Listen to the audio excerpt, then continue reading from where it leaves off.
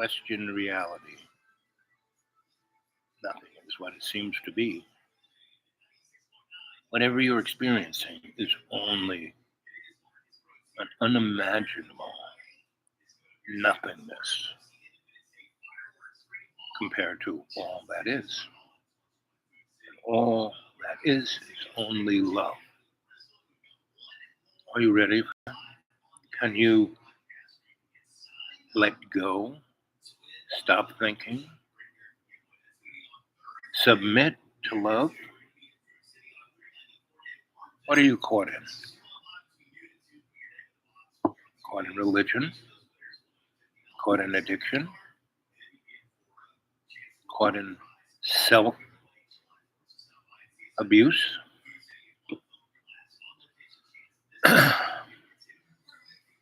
I really haven't been in this frame. No, I'm always in this frame of mind, but I haven't really been talking to you about this. Right? Earlier on, go back. I mean, all my shows are still here.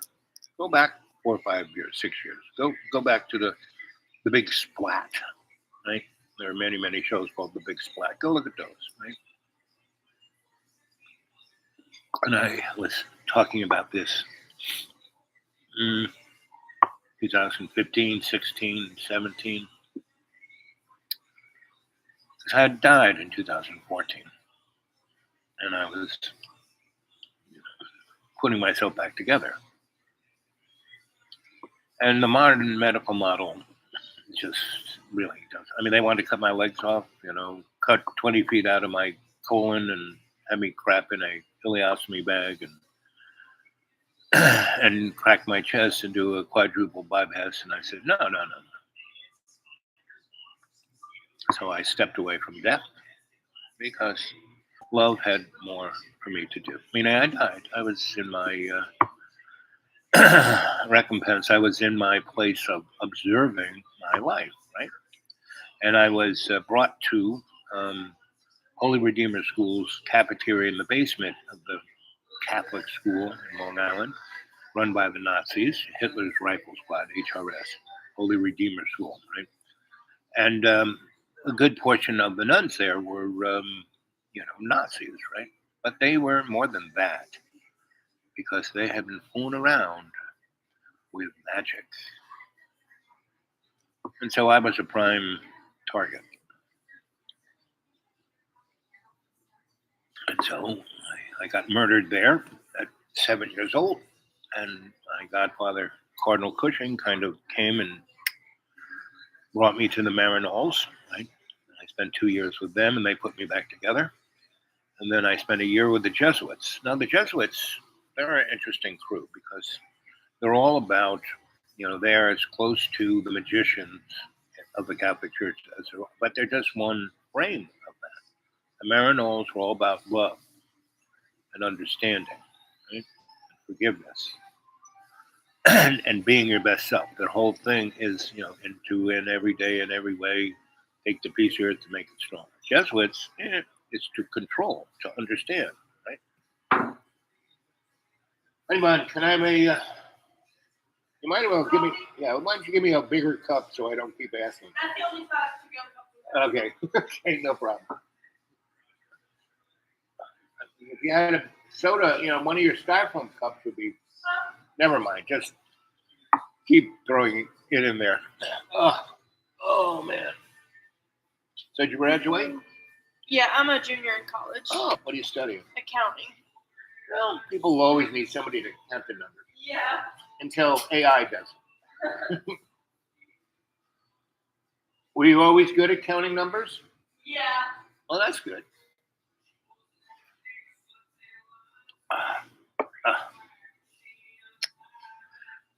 So,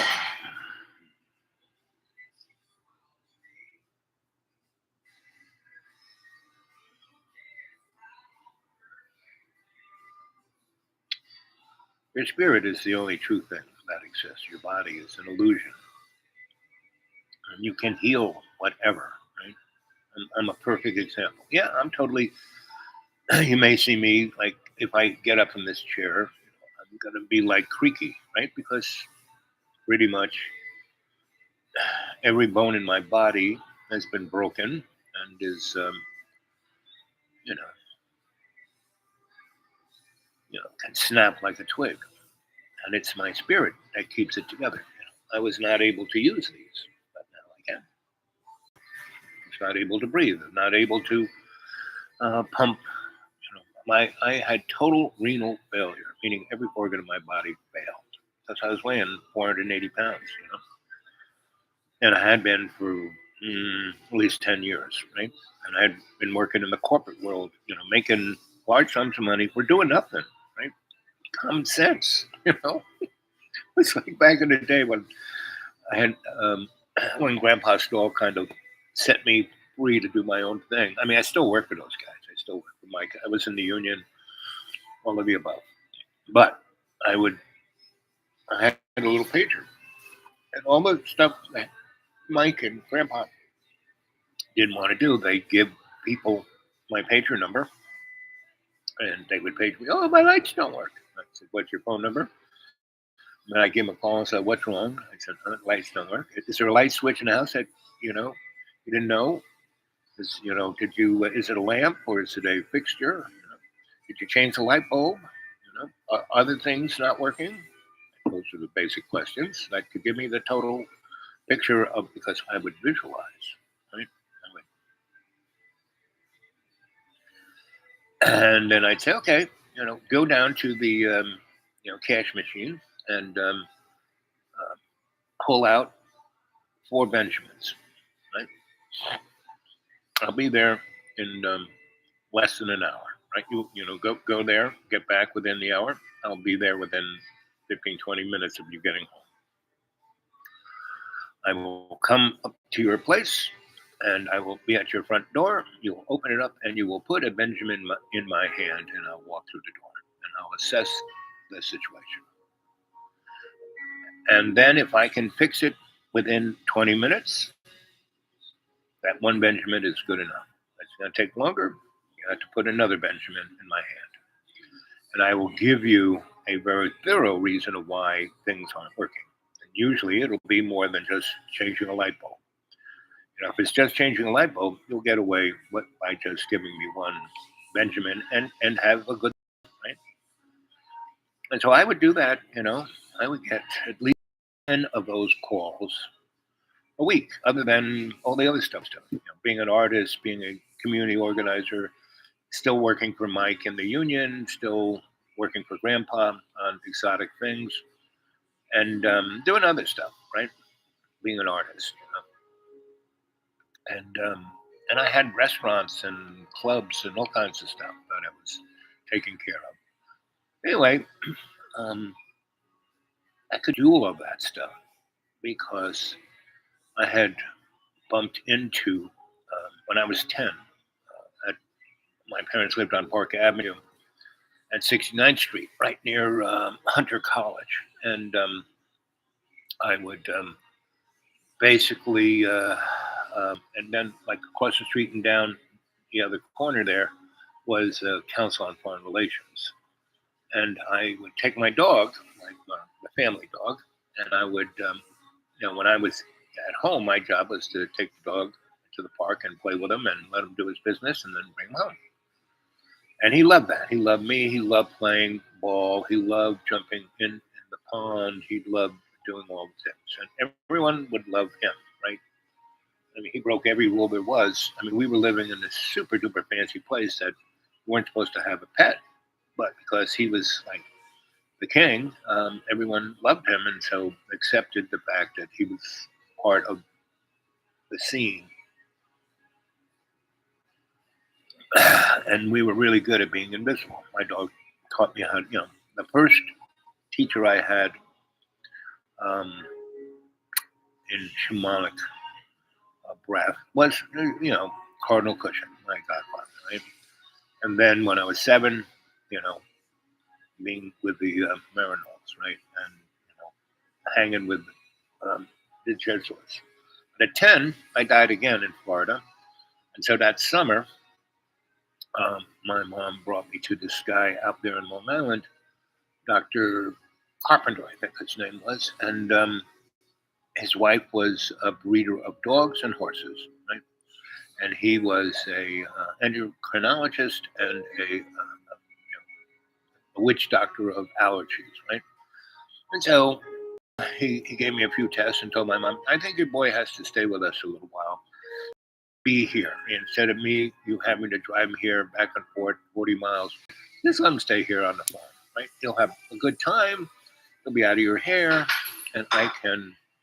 And so I was allergic to everything because my body was from another dimension, basically. And he figured out how to rejigger that, right? And so part of that was I didn't sleep in their house. I slept in the barn. I slept with the horses and the dogs, right? And I was there for 2.5 weeks, 3 weeks, and two of the bitches had a brood, um, crew of puppies, and I slept with the puppies, right, and the mom, right, and both those bitches didn't want anybody else to be around but me, right. So I fed them, I cleaned them, I took care of them, and I was there with the horses mucking out the thing. So I was exposed to every kind of ick there was. And because I was surrounded by so much love of those animals, those horses were gigantic, right? And they were, like special. And so they acted that way. And they, they didn't want you around. You weren't around. They were big. They'd kill you. Like, if you went into their store and they were in there, they could crush you, right? But I would go in there with, halves of apples and carrots and stuff like that. And I had a big brush, and I would brush them all the frigging time. And I loved that. I learned about touch, right? And these were all shamanic lessons that Dr. Carpenter and his wife, Hillary, taught me, right? And so when my mom came and got me, 2, 3 weeks later, I was basically cured. I wasn't allergic to anything. I might get a little, like that if my spidey, I mean, it heightened my spidey sense so I wouldn't be around certain things. But he said, okay, that's cool. Here's the bill. And here's your son needs to take this dog, because I got the runt of this one litter, and that was Dandy, King Dandy, right? So we brought him home. He slept in, when he was born, and his mother kept pushing him away, like, let him die. I kept keeping him in my pocket, right, like close to my vest, and basically let him. I was his best friend. I fed him, I took care of him, we had fun, and he grew to be a 130-pound lion. And this dog was like, he was the king. Where we lived, he ran the hood. Right? So when my parents moved to New York City a couple of years later, and I would come home from school, I'd take care of the dog. My dad said, I don't want a dog. My father liked Dandy. He would take him for a walk every morning and every night. And my mom would take him out too. My mom was gaga for dogs. She was a dog girl. So anyway, your teachers were all around you, and everything that we're seeing now, all the wars, all the hardships, all the suffering, the planet warming up, all this is coming from other dimensions. So you guys don't realize that we're in a dimensional war. And unless you can smarten up, now I've been very blessed to have these great teachers. By the time I was 10, 11, and then when my parents moved to New York and my mom got tired of me blowing things up in their apartment, she took me down and I, electric shop and walked in on somewhere on 3rd Avenue, maybe they lived on 69th, somewhere between 57th Street and 69th was Mike's. And he was building all these skyscrapers, these apartment buildings, and he was doing all the union new stuff. So he bought himself a nice plot of 3rd Avenue and put his office there and built a nice little apartment above it. And it was a store on one side and a store on the other side. He was getting pretty good rents on, and two nice apartments on either side of him. And so anyway, uh, he had 5 daughters and no sons, right? And I became his apprentice, and Grandpa's apprentice, his father. They were both Mike, but Mike didn't want to be called Junior, so he got to be called Mike, and Grandpa got to be called Grandpa.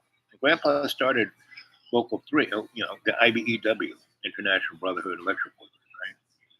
And he also started IATSE and Maven. So he was the dude. So those 2 guys taught me everything I knew about electricity, right? And Grandpa was all about esoteria. I mean, he was Nikola Tesla's bench electrician, all that crazy stuff that Tesla took from the ether. Grandpa figured out how to make in the material world. So I learned how to do that. So when I died at 64 and planted myself in a plate of spaghetti in a mobster restaurant in Miami, because I was hanging with their lawyers, you know,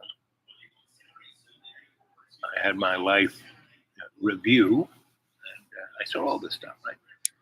And when I got to that, it was Rifle Squad cafeteria in the basement of HRS. The smell, that green stuff they kind of sprinkle on vomit, right? That was the smell. And they had this big sheet cake that said "Welcome Home" on it, right? And it was made out of that stuff. Balloons, and everyone had party hats, and they were all patting me on the back. "Welcome home, you did a great job," blah, blah, blah. And then one of my masters, who had gone to the other side, showed up and walked over to me and, "You're doing a great job." And I said, "Doing?" He says, "Yeah, you're doing a great job." I said, "It shouldn't be, you did a great job and now here you are and you'll get your just rewards." And he goes, "No, you're still doing it." And he goes, "You can do one or two things. You can either go back and continue, right, and it'll get more interesting." I couldn't realize how it could get any more interesting, There I was. So here's this is the interesting life I had. So here's the school in Virginia that I sold to John, right? This is before John. This is what it looked like before John.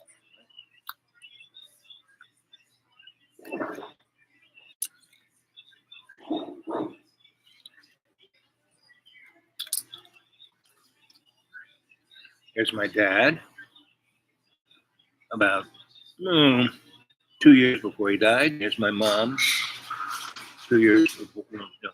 She probably died. There. This is their house in North Carolina that I kind of designed and built for them. There's my sister. And what does that face look like?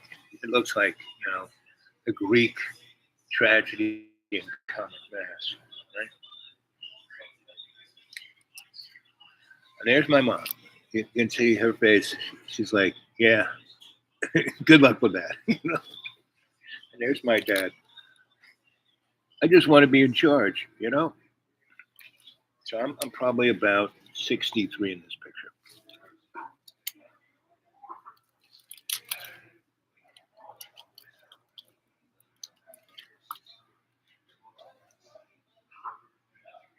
Yeah. So here is this is the 80s, about 86, and this is Bread and Puppet, buddies of mine from Vermont, right? And we were stopping the Shoreham nuclear power plant right here in Long Island, Shoreham, Long Island. And we had people in front of this place 24/7 last year, right? We had changed the politics. Right? Here is the United Nations, the U.S. Psychotronic Society, and the NGO that I helped start, Alternative Technologies. There's Preston Nichols, and this little device that he made was a dimensional device. It was a sonic generator, and he could play. He would, you know, have a turntable. I gave him a nice, a turntable. He could put on any record, a 75, a 78, a 45, a 33, and you wouldn't just hear it and hear it really well. You would feel the music. You would feel the emotion of the artist, right? And here we are in the basement of the United Nations, and these guys are all physicists, and we are putting together, um, you know, a the physical. This is 1984 to 86. We were putting together an alternative for the world, right? Here's Christine Barton, smartest human in the world. She's the girl who got her PhD at 16, and she got it by making an algorithm that, you ever see a Pixar movie, that little lamp, right? That's their logo. She wrote the algorithm. That was the first time they were able to not have to have an algorithm for every frame. So there's me at about 40. Look pretty good for 40, don't you think? Yeah. And Christine was a bomb. She was like a racehorse. There she is there. So I had gotten this part of Long Island, a beach, right? I bought it for 100 acres of beach on the Great South Bay. And one side was this Great South Bay, and the other side was the Atlantic Ocean. And to the east of this property was Southampton. I mean, right there. Right? There was a little stream, and I had the rights to build a bridge, right? So anyway, I bought that property for about 150 grand, and we had the best of summers. And that's Jack. And Jack was a road dog that we picked up, and we were brought up to Vermont. And Jack was like tied to a tree out in the woods with a chain around his neck, and he was that close to death. And she went over, and he was like, he didn't like people, but she didn't like people either.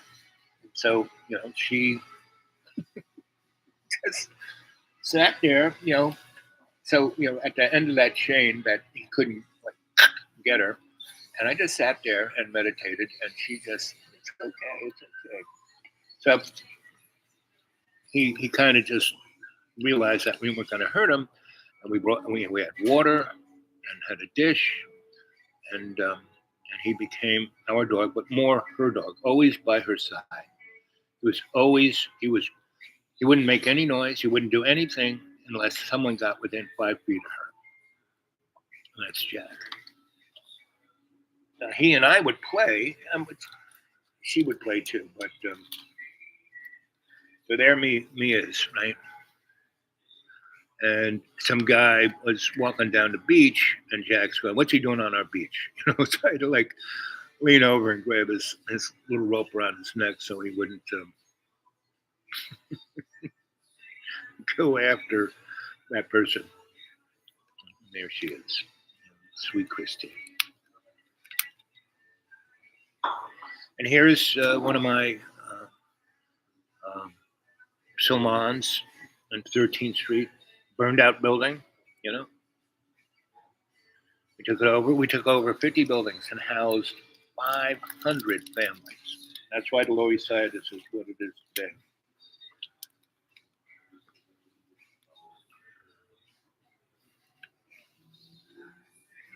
Here we're up on the roof.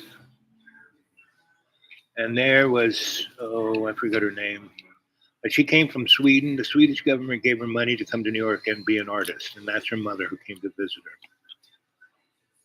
Try to understand why she was living in an abandoned building.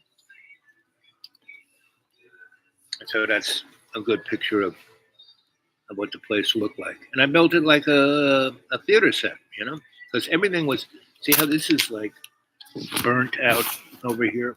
The whole thing was charcoal. Right? And I just hung a hung ceiling and put steel studs all around the burnt out walls and put sheetrock and it looked great. I did that in a weekend. Here's us breaking into that building. Right? Here's one of my murals, my photographs on top of them. There's Sandro Danini. There's one of the, here's Dave. And I put in legal electricity in 50 of those buildings.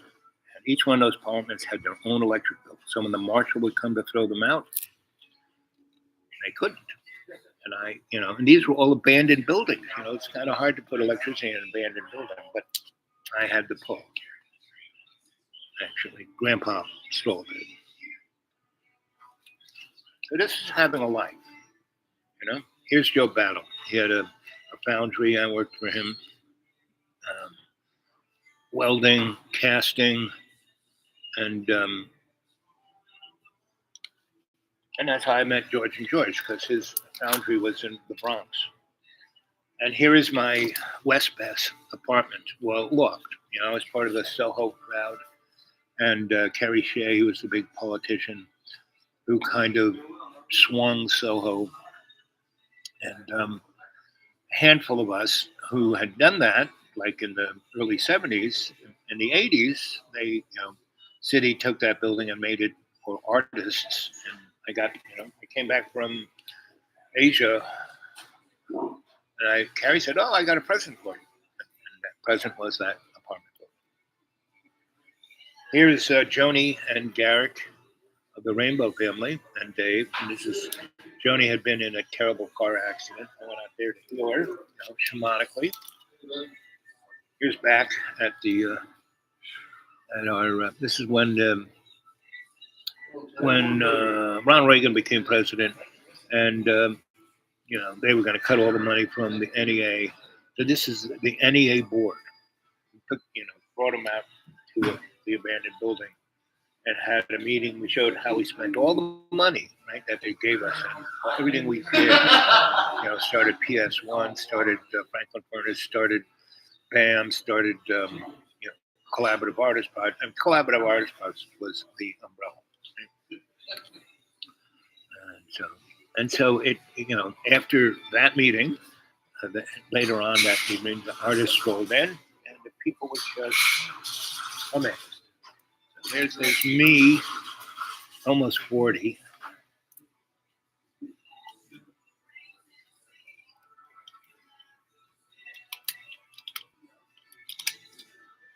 This guy is almost a Nobel laureate, but he used to do a bit too much crack.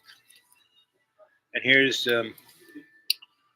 Carrie Shea, and here is what is her name? Sarah Ferguson, and she was one of the founders of BAM. Unsung Heroes. Here's us doing our theater, right? And Beth B, right? Choreographer. She's at No Say No. We did a show there. Here's us doing street theater on 6th Street. The Wisdom of the Kings. How we did our murder, very Japanese,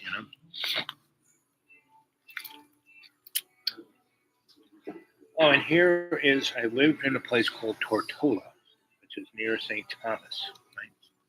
There it is. Right? I was there 3 different times, and I brought Rita, my sweetheart.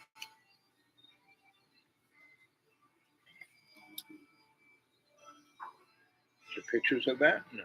So this is a rainbow gathering in North Carolina, and this was where, rainbow gatherings are really good or really bad. And it all depends on the seed count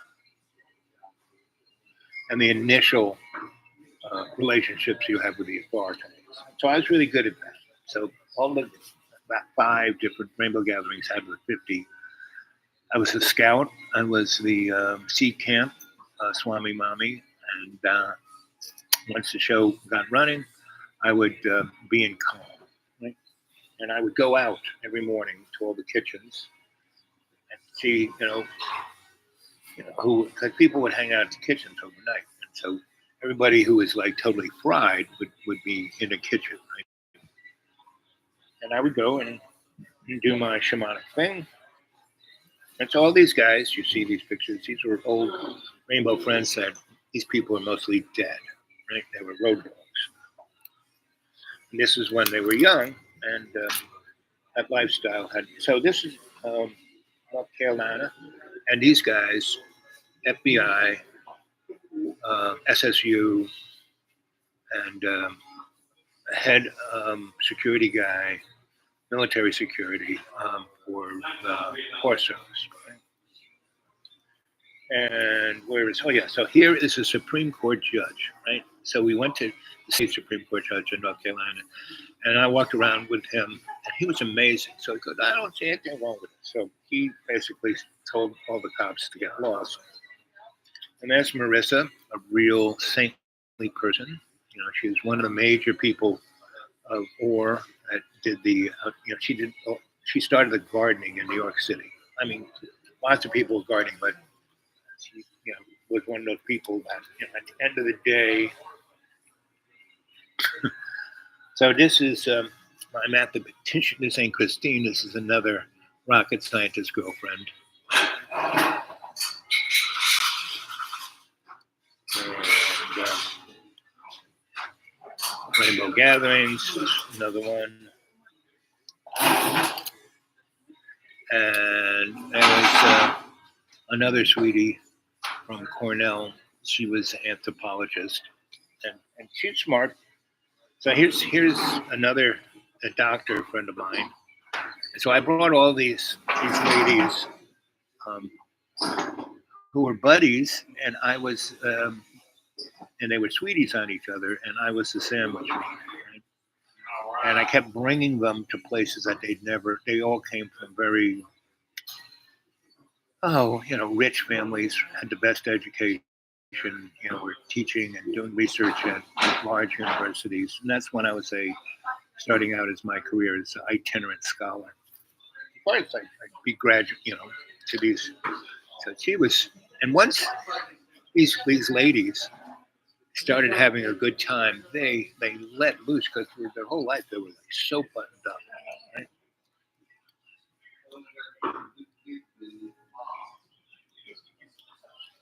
And there's a mommy. This is all women should be walking around like this, but men are such dogs that they can't. There's a mommy. She wasn't going to cover up because the kid would want it. So this is the Rainbow Gathering in Ithaca. That, again, I was a research fellow there. I was hanging out with the Iroquois Nation. Grandfather David, I was his driving Miss Daisy. And this is their sacred land. And in New York State, New York State never got conquered by the Europeans. It got rented by the Dutch. And then the Iroquois Nation married into those families. They were smart. And so, it was interesting, to say the least. And all of these pictures represent that shamanic motif. Right?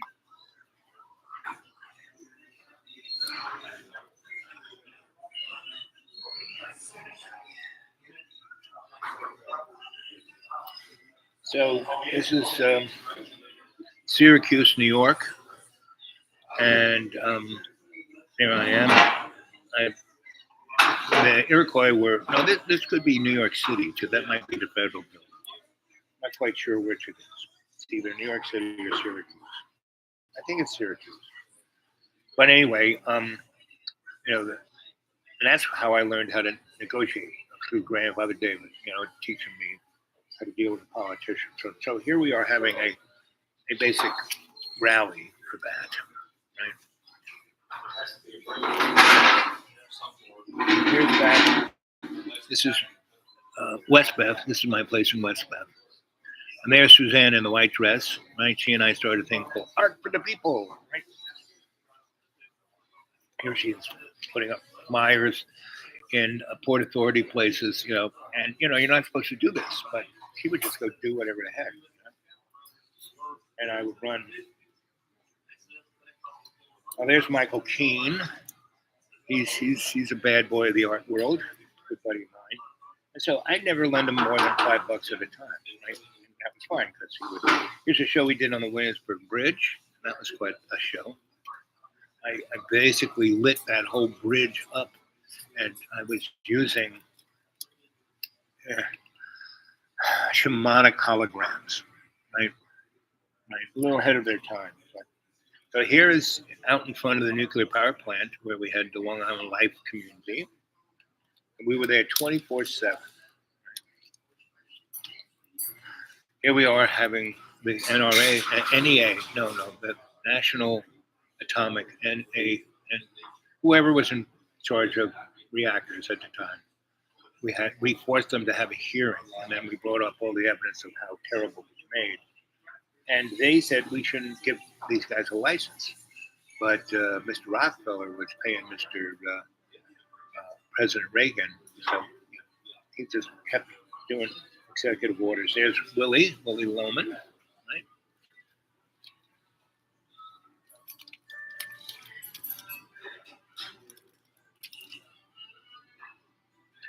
Here's some club kids. This guy's named this guy here.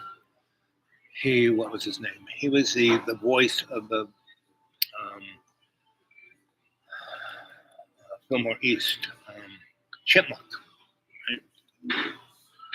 Oh, here's George. George is a really well-known actor. He had his own theater company in New York. He played more character actors in Law and Order than anybody else. Dead guy, lawyer guy, police guy, you name it. And he was German, real German, right? And here's Save the Robots. It's a club that Buddy and I kind of built with this other guy. And here are these guys. This guy's like one of the CIA gangsters, cocaine guys, and here's one of his Caribbean cohorts. And here is that place where all those. This is just days after I moved in and cleaned all the burnt out crap. Here I am building the walls with steel studs. There's Jerry. Right? So that's having a life. This is just one book out of 100. And that's what life is about. Experiencing, right? And realizing that life isn't about you. It's about we and me. Okay, guys, I gotta go. I mean, figuratively. Too many cups of coffee. Okay? I might come back a little later.